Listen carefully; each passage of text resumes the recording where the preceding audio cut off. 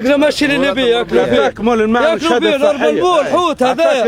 يخرج من تونس باللورو ريتها من بلادنا نصدروا فيه بالعمله الصعبه يهز فيه السيد المواطن هذا يهز فيه ريتها يهز فيه في الجنيه الليبي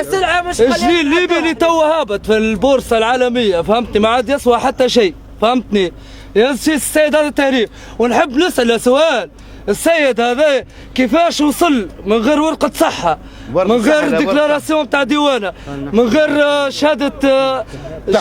التحويل البنكي نتاعها كيفاش وصل من صفاقس لبنقردان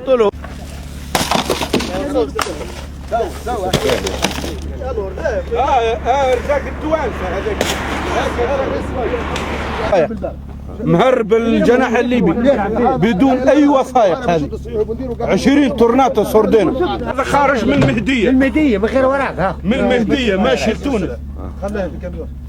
عايش بالظبط باه خلينا نفتحوا على وراته صور حل السردينة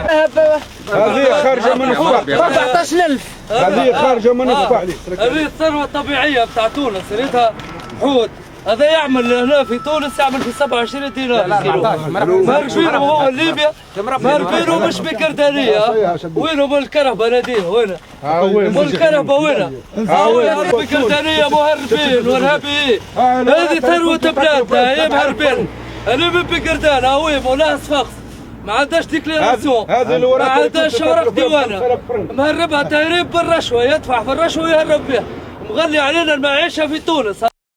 بالنسبة لراس جدير ماهوش ملك للجميع ملك اهالي بنقردان